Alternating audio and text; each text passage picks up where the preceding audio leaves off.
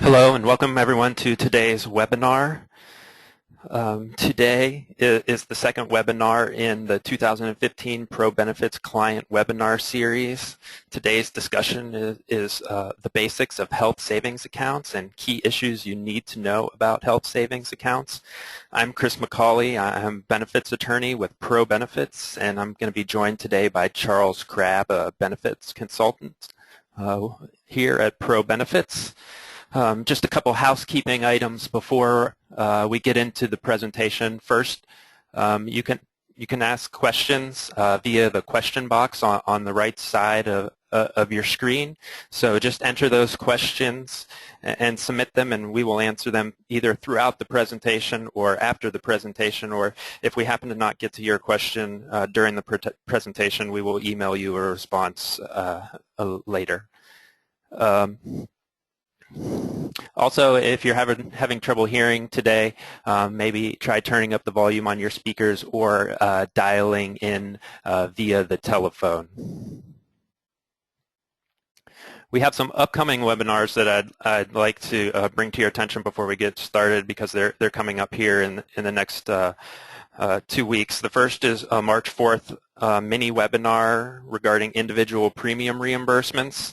That's a hot topic in the news in the benefits world these days. So that will be presented on March 4th, and that will be a mini webinar, short 15-minute presentation.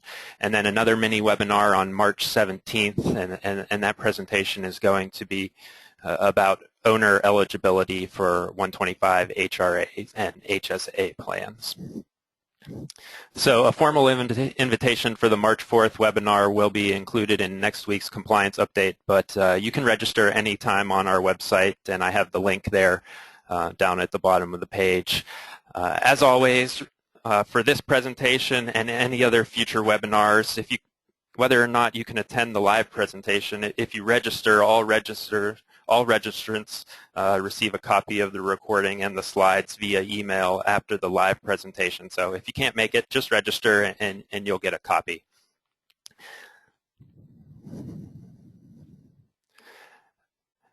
So moving back to today's presentation, here's just a quick outline of what we're going to discuss today. We're just going to start off with a refresher and intro on HSA basics, including eligibility, contribution, and distributions.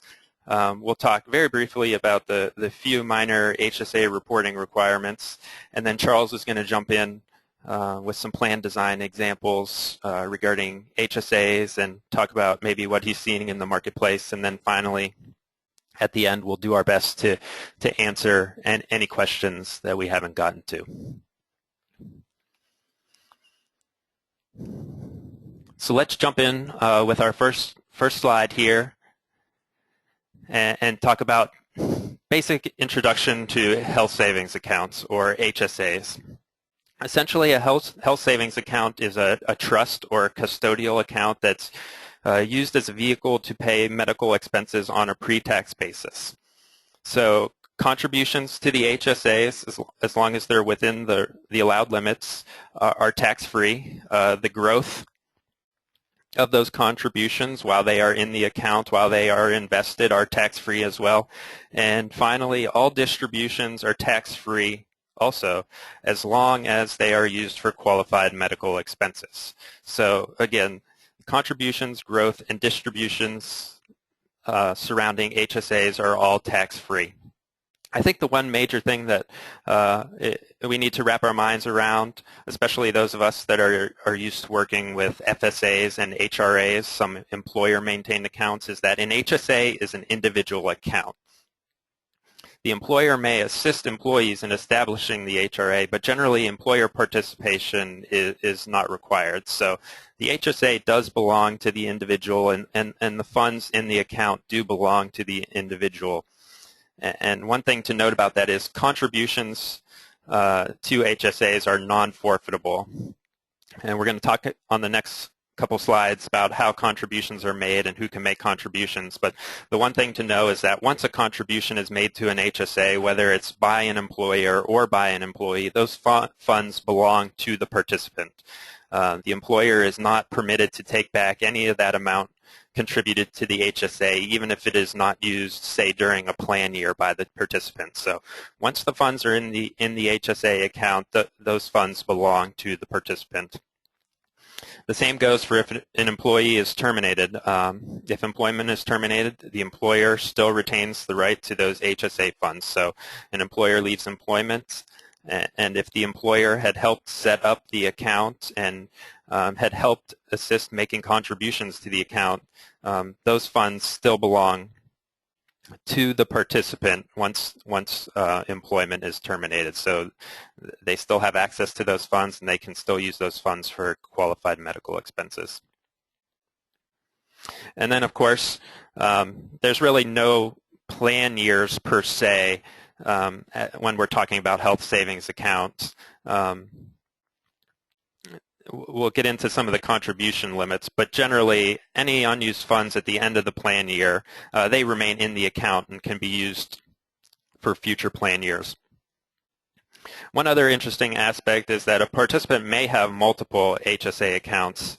That may happen in a scenario where an employer was making some contributions to an individual's HSA, and then the employee moved to another employer, and that other employer is now starting to make contributions to a new HSA account with a new custodian, and so that old account from the previous employer still belongs to the participant. So it's really up to the participant to decide whether it would be best to roll that money over from the first account into the second account. There's no problem with having multiple accounts. Really, it's just a matter of the participant's preferences and maybe taking a look at what investment options what investment options apply to each account, and really the employee can decide what account to use, what custodian to use, whether to move funds from one account to another account or not. And then the final aspect of this being an individual account is that most compliance administration responsibilities fall on the participant. Not all responsibilities, but most responsibilities fall on the participant. So the first thing we're going to talk about in terms of the rules for HSAs is HSA eligibility requirements. Really, there's two main requirements for HSA eligibility. And when we talk about eligibility, we're talking about the eligibility to contribute to an HSA. And the first rule is that an individual must be covered by an HSA-compatible high-deductible health plan. And so we need to look at, basically we need to look at the statutory definition of what a high-deductible health plan is. And the first aspect of a high-deductible health plan is that there is a minimum deductible. And for 2015, that minimum deductible for individual coverage is $1,300, and for a family it's $2,600. So those are the lowest possible deductibles that an individual can have by their high deductible health plan. Anything lower than that would not be an HSA compatible high deductible health plan. And then there's also a maximum out-of-pocket expenses for an HSA-compatible high-deductible health plan as well, and you can see those limits listed there.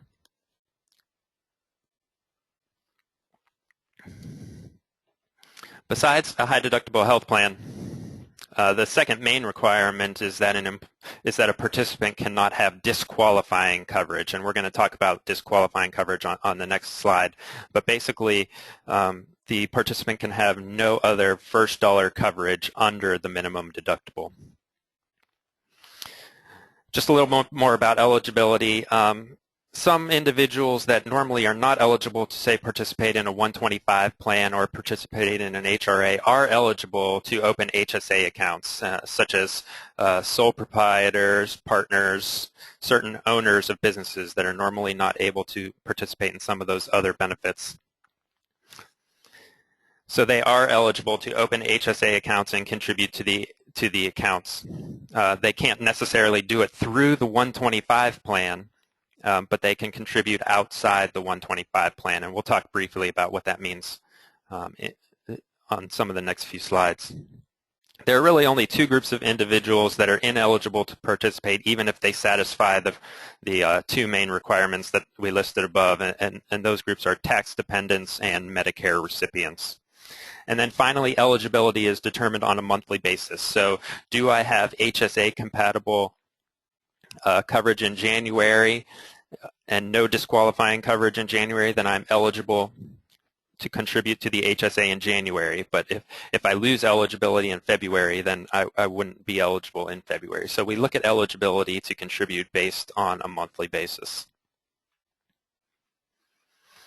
Now we're getting back to the second main requirement, which is that an individual can have no coverage other than high deductible coverage or no disqualifying coverage that provides benefits below the minimum deductible. And just a couple of examples that are really problematic generally regarding this requirement are typically general purpose FSAs, certain HRAs that depending on the plan design provide coverage below the minimum deductible, or coverage under some other non-high deductible health plan. This is a difficult rule because it includes coverage under the FSA or HRA of a spouse or a parent. So if I'm covered by my wife's HSA, or I'm sorry, if I'm covered by my wife's FSA, that would make me ineligible to contribute to an HSA. It's important to note that eligibility for other non-high deductible health plan does not cause ineligibility. Only coverage under that non-high deductible health plan. So if I'm eligible under my employer for coverage under an FSA, but I don't elect that coverage, then I'm not disqualified just because I am eligible to elect that coverage. And Charles is going to get into this during his aspect of the presentation and just talk about different plan designs, but it's just important to note that not all alternative coverage will prevent eligibility. Special plan designs can preserve HSA eligibility, and Charles will get into that on his part of the presentation. Next, let's talk about HSA contributions. There's some flexibility in terms of who can contribute to an HSA. The HSA can be funded by the employee or by the employer through employer contributions. Contributions are generally excluded from taxable income, and they are generally done so either by contributing directly through a 125 plan and having a salary reduction, which is not taxed, or they're excluded from taxable income by taking a deduction when filing individual income taxes. So let me just highlight those or try to make that distinction clear. If an HSA contribution is an eligible benefit through your employer's 125 plan, then you could elect to salary reduce some of your income, and then that gets contributed by the employer into the HSA account. So if that were the case, then that amount of contributions would not be included in your gross income. So you would be getting that tax deduction because that amount wasn't included in your gross income. Another way to contribute, though, would be to take some of your income. Let's say your employer doesn't offer HSA contributions in the 125 plan. So I take my paycheck, I take my taxable income, and then out of that money I contribute to an HSA through my own custodian. And so if I went that approach to making a contribution, then I would be using taxable income to contribute to the HSA. But then I would adjust, I would be able to include those contributions as a tax deduction when filing my individual tax returns at the end of the year. You can see the contribution limits for 2015. Someone with individual high deductible health plan, that they could contribute up to $33.50 for the year. If there's more than one individual with high deductible health plan, then the family can contribute $66.50. It's also important to note that individuals 55 and older can make extra contributions. It says $100, but it's actually $1,000 per year extra. Generally, the maximum contribution limit is determined on a monthly basis. So if I were only eligible for, say, 6 months out of the plan year, then I would only be able to contribute half of the contribution maximum, so half of $33.50 if it were for individual coverage. So contribution limit is generally determined on a monthly basis. However, there's this very large exception which sort of carves out the whole general rule, and that's the full contribution rule. And that says that a participant can make the full annual maximum contribution if he or she is HSA eligible on December 1st and remains HSA eligible for the following calendar year. So if I'm not HSA eligible for most of the calendar year, but I become HSA eligible on December 1st, I can contribute the full maximum, if it's individual coverage, of $33.50 for the current plan year, as long as I remain HSA eligible for the following calendar year.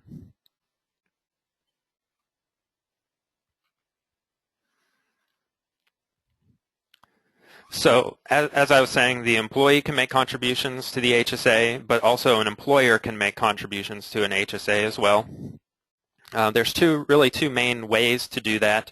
The employer could make contributions outside of a 125 plan, essentially not include the HSA as a benefit option offered under the 125 plan, but they can still contribute to the HSA tax-free outside the 125 plan. However, strict comparability requirements do apply in that situation, and those comparability requirements are really beyond the scope of this discussion, but essentially, generally, the employer must make the same contribution to all similarly situated HSA-eligible employees. The employer could also contribute through the 125 plan by making HSA contributions a benefit under the 125 plan, and the normal discrimination testing would apply in that case, the normal standard 125 discrimination testing. So one other aspect of contributions to the HSA is the timing of contributions, and generally there's some flexibility here. Contributions for a taxable year cannot be made prior to the start of the year. That makes sense. So any contributions that relate to 2015 cannot be made before 2015. However, once the plan year begins, there's some flexibility, and contributions for that year can be made in one or more payments throughout the year. So you could make the full contribution limit contribution in January, or you can make them in various payments throughout the year.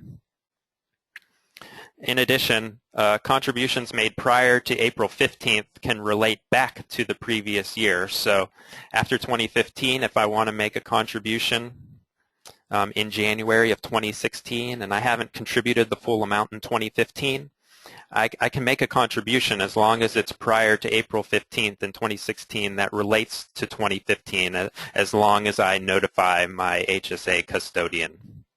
And then, of course, contributions cannot be made prior to the establishment of the account. So you can establish an account and then start making contributions. Let's talk briefly now about HSA distributions. So distributions, or withdrawals from the account, are tax-free as long as they are made for qualified medical expenses. So those qualified medical expenses are the 213D medical expenses that we're familiar with in the FSA and HRA realm. So qualified medical expenses are described in 213D of the IRS code. And so if that's the purpose of the expense, then it can be tax-free, as long as that expense is also an expense that is incurred by either the account holder, spouse, or tax dependent. So those are the individuals who can be reimbursed out of the account holder's HSA. And again, as I was saying before, we talk about eligibility in terms of eligibility to contribute to the HSA. So a tax dependent is ineligible to contribute to an HSA, but they are eligible to have their expenses reimbursed from another account holder's HSA. And then obviously finally the distributions can't be for an expense that was reimbursed by another source. Generally, the account holder is free to receive distributions without restrictions. Only reasonable restrictions on the frequency and minimum distributions are permitted. So what that means is that a participant can get a distribution from the HSA account really at any time and for whatever reason, even if the custodian knows that the participant wants to take a distribution for something that is not a qualified medical expense, the custodian must allow the distribution to be made. Now, the distribution may be taxed or may be subject to an excise tax penalty if the distribution is for a reason other than for a qualified medical expense. But the participant is still entitled to get that money. So really, there are very, very strict limits in terms of when distributions can be restricted. And again, as I mentioned, distributions are not affected by eligibility. So what I'm saying there is that an individual may be ineligible to contribute to an HSA, but they may have money already in an HSA, say from a previous employer when they were eligible to contribute to an HSA. And so those distributions, even though the individual is no longer able to participate or to contribute to the HSA, they can still receive distributions for qualified medical expenses moving on into the future. Just one final thing about the timing of expenses. Expenses must be incurred after the HSA is established to be reimbursed from the HSA. That rule makes sense. And then there's really no limit on when distributions can incur. So as long as an expense is incurred after the account is established, the individual can get reimbursed for that expense a year or two down the road if they just didn't get around to sort of getting the distribution for that expense. So there really is no limit on when distributions can occur as long as the expense occurred after the HSA was established. Just a couple brief reporting requirements for HSA accounts. The employer is required on the W-2 to report all employer contributions to the HSA. And when I say employer contributions, that also means employee contributions through a 125 salary reduction plan. And those contributions are reported in box 12 of the form W-2 and use code W. And then finally, the individual account holder themselves is required to report HSA contributions and distributions on their individual tax returns. And so they're required to attach Form 8889 with their 1040 when filing the individual tax returns. And now that was a brief rundown of the basic rules. I'm going to turn it over now to Charles so he can talk about some plan design topics. Okay, thank you, Chris. Appreciate that. I thought it might be helpful for those on our webinar to just see some examples of various plan designs that I run across on a regular basis. Oftentimes, the assumption is made that in order to have an HSA, you cannot have anything else. You can't have an HRA, you can't have an FSA, you can't have any other tax benefit plan. But there are ways you can structure an HRA and or FSA and still maintain the HSA eligibility. So I'm just going to give you a few examples here of some properly designed HRAs and or FSAs, which Chris referred to as alternative coverage. That still allows the individuals to maintain their HSA eligibility. So here's the first example of what we call, or what I've heard referred to as a post-deductible HRA. So you have the high deductible health plan. So your employees now are eligible for their HSAs. But in this example, maybe the deductible is $3,500 for employee only, $7,000 for those with family coverage. So if you design your HRA to reimburse the portion of the deductible and or out-of-pocket maximum after the minimum deductible requirements to be HSA eligible, which Chris had spoken earlier about, the minimum required deductible is $1,300 for employee only or $2,600 for family coverage. So if your HRA were to reimburse after that minimum deductible, and it shows that in this particular example, the employee still maintains their HSA eligibility.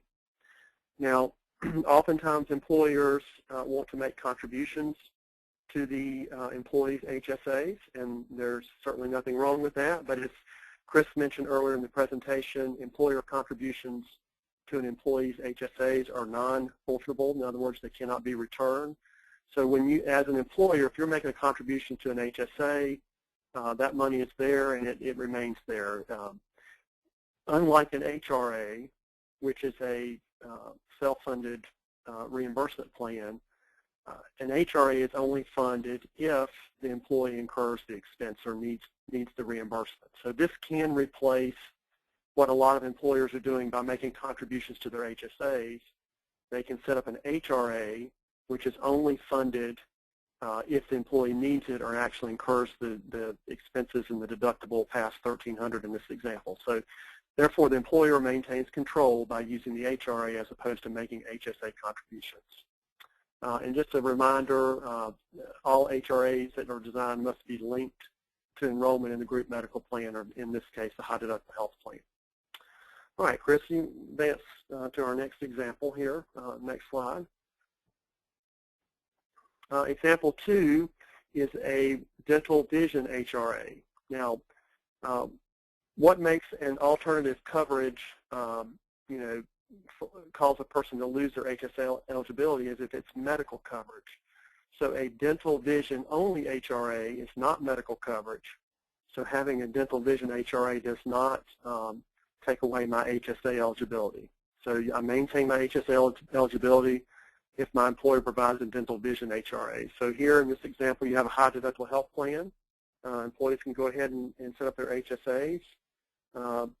But in order to help out with just the dental and vision expenses, the employer sets up a dental vision HRA that just reimburses dental and vision expenses only. So this type of HRA does not take away HSA eligibility. Employees can still maintain that, keep their accounts, and use their accounts for their medical expenses. I'm often asked, why would you want to do this? Think about dental and vision expenses and HSAs.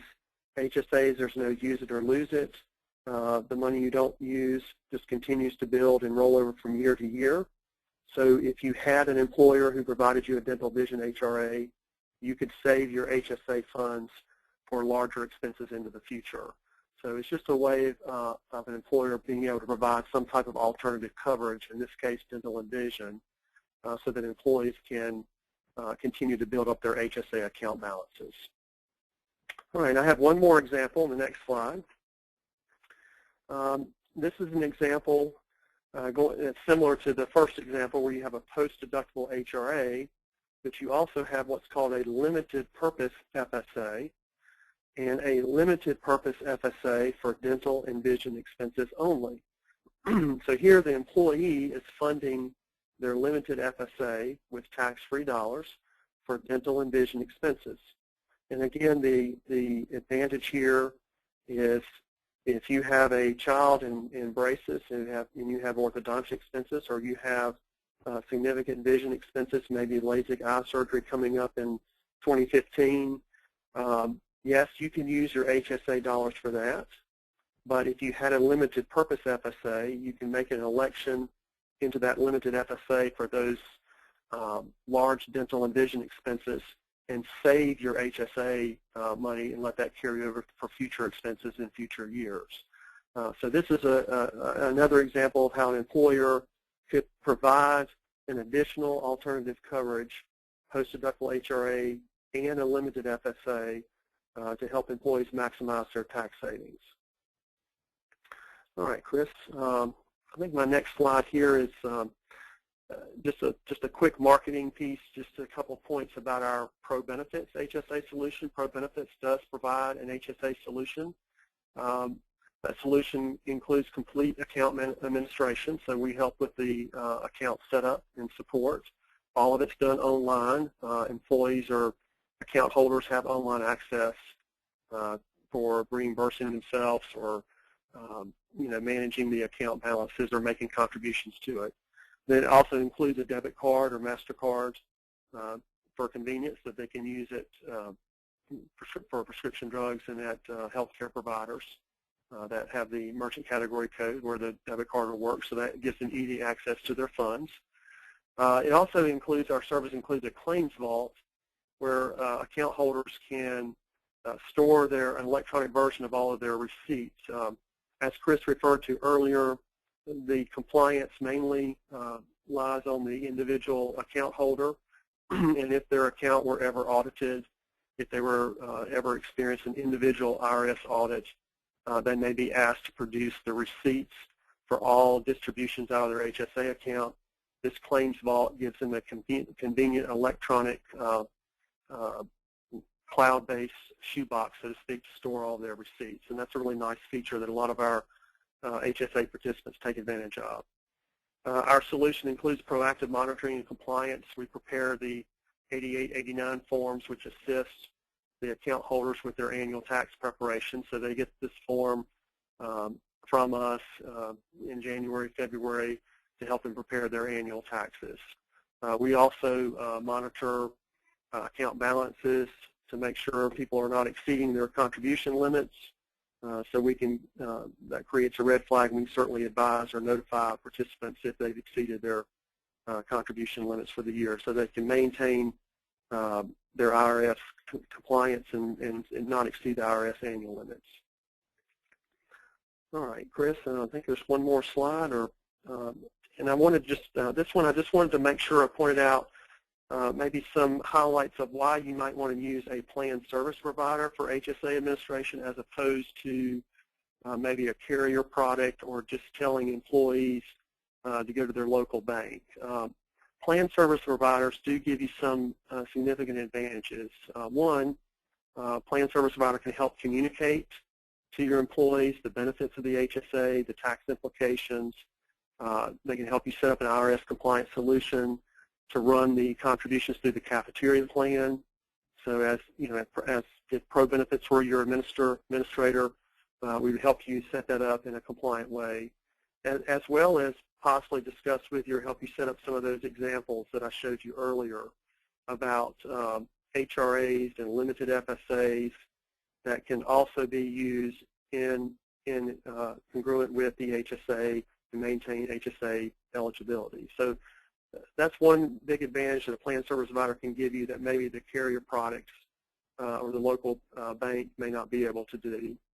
A planned service provider is an independent administrator.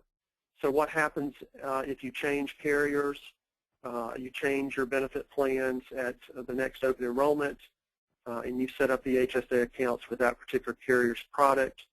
Are you going to get everybody to move their account to the new carrier product? If you have an independent planned service provider, there's no need to change HSA accounts or move those, change HSA custodians and move those account balances.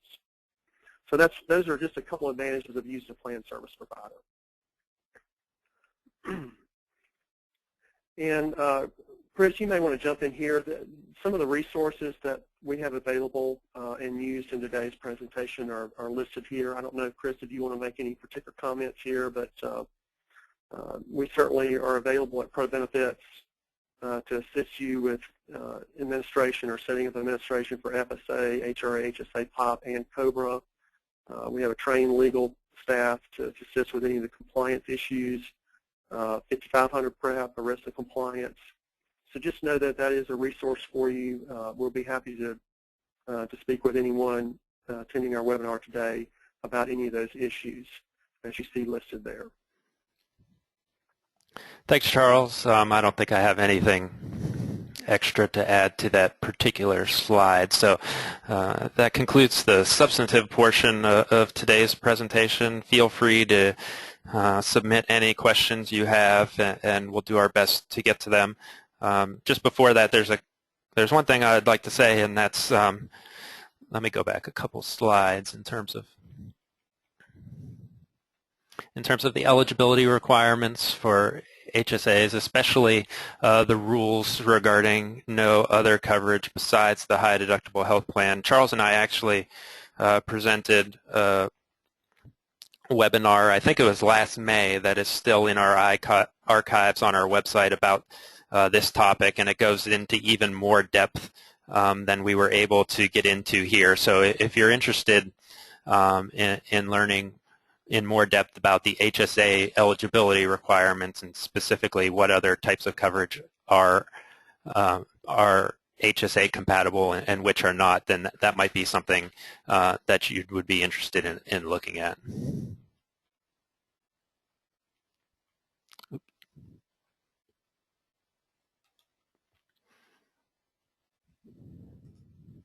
As we get to a couple questions that are coming in, obviously every presentation, every webinar that we present, everyone that, sorry, I'm having some trouble here. Everyone will get a copy of the slides and a copy of the recording after the presentation. We did have one question.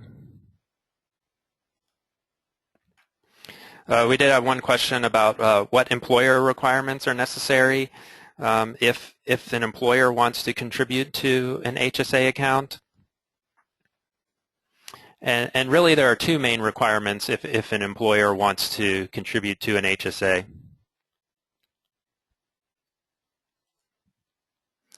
If an employer wants to contribute to an HSA, the first thing the employer must do is verify that the employee does in fact have high deductible health plan coverage.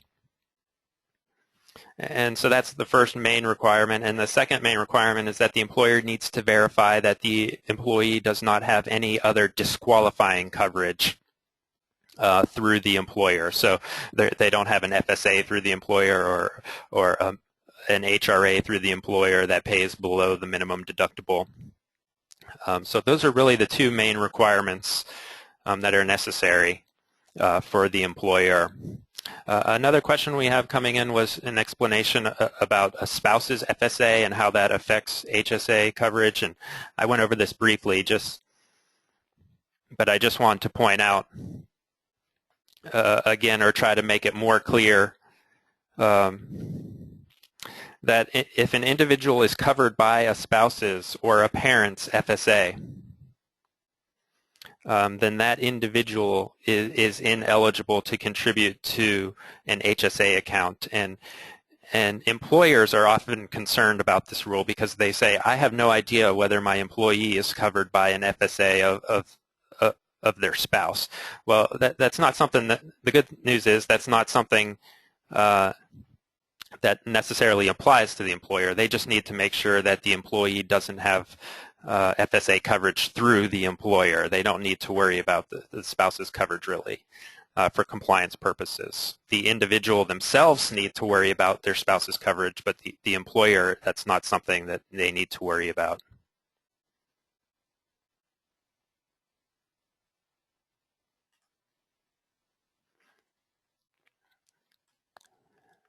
Charles, maybe you can say, can you talk just a little more about we have some questions about the limited purpose FSA and how that applies to this rule. So maybe you could just talk briefly again about limited purpose FSAs for a moment. Okay. Yeah, limited FSAs would have to be implemented through your company's Section 125 plan. So Section 125 plan includes the ability for employees to pay for their share of premiums pre-tax. It includes the standard or general FSAs. It includes the child care FSAs. And it also includes the option for the limited purpose FSA. So it would just be a matter of setting up your 125 plan to include the limited purpose FSA option. And obviously employees would have the option to participate or not. Now, whether or not an employer would want to make a contribution to those limited purpose FSAs would be an employer choice or option. But the contribution limits that Chris talked about earlier only apply to employer contributions and employee contributions to the HSA. The Section 125 has its own contribution limits that can be made to FSAs and or limited purpose FSAs. So the annual contribution limit for a limited purpose FSA is $2,550. The child care FSA is $5,000. The general purpose FSA is, again, $2,550. So the contribution limits and rules that apply to limited purpose FSAs are under Section 125 plans. It's separate from the rules and regulations of the HSA. Did that, I was trying to read that question, Chris, as I was answering it. Did that cover that? Yeah, I think that works. I think that works. There's one in here about a husband and wife both having a limited FSA. Two separate, that's allowable, similar to a general purpose FSA. So if I'm working somewhere, I can have a limited FSA, and my spouse working somewhere else can also have a limited FSA. And each of us individually can do the up to the 2,550 max. I think that's all the ones I see there, Chris. Yeah, I see. Here, there's a question. There's a good question about what taxable wages are impacted by the HSAs, and this is a good question because that actually depends on how the contributions are being made by the employee. If the employee is making the contributions, through a Section 125 salary reduction plan, then they actually they are actually not taxed in regards to federal, FICA, FUTA, and state income taxes. And so all of those taxable wages are impacted. However, if the employee is using after-tax dollars and contributing to an HSA, and then is just taking a deduction on their federal income taxes, then potentially only the federal income taxes are being impacted, or the federal and state income taxes. And an individual going that route in terms of contributing to the HSA after taxable income would not necessarily be getting the FICA savings that someone contributing through a 125 plan would be getting. Charles, maybe you want to say briefly just what you're seeing in the marketplace in terms of who's implementing, and I know we have a question, will it be standard in the future? And a lot of carriers are pushing that. Is that what you're seeing in the marketplace? Well, it depends. I mean, the employers have to consider lots of issues with their employees and what type of benefits. One of the difficulties with a high deductible health plan is it's somewhat different or significantly different. It's certainly different than what employees may be used to with regard to medical insurance. And I'm speaking specifically about the elimination of copays for office visits, copays for prescription drugs. So the biggest obstacle for many employers is I'm not sure I can move my employees away from a health plan that has, $20 copays for office visits, $20 copays for prescription drugs, to this high deductible medical plan that says all expenses go toward the deductible before there are any copays or insurance paying. So that's a significant adjustment for employees to have to pay the full amount at the doctor's office or the full amount at the pharmacy. So yes, they have the HSA account, but is the employer going to seed that HSA account for them so when they go to the pharmacy for the first time, they have enough money to pay that full prescription drug cost? Because with an HSA, the money has to be in the bank account before you can distribute it out of the account. So there's a lot of obstacles to move to this type of medical insurance plan. So I don't know that HSAs and high deductible health plans will become the standard in the future, but it's certainly they're becoming more and more popular because, as you can imagine, high deductible health plans, the premium costs in general are typically is less than a medical insurance premium might be that has copays for office visits and prescription drugs. So the push toward high deductible health plans / HSAs is one trying to control cost, premium cost. But the obstacle is overcoming what your employees are used to as far as utilization and use at their medical providers. All right.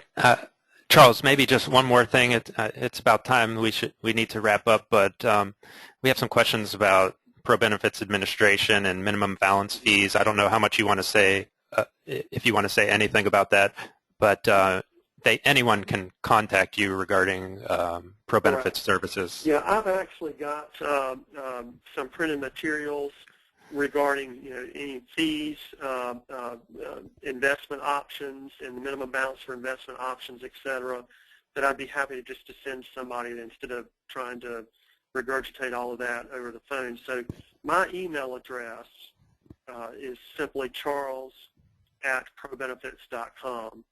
And if you don't have a chance to write that down, you've got Chris's email address in the presentation. Email Chris and he'll forward it to me, and I'll be happy to send you back. It's just a 1-2 page document that explains all of the fees and minimum balances and the investment options for our particular HSA solution. So just send me an email or Chris an email. We'll get that email back to you.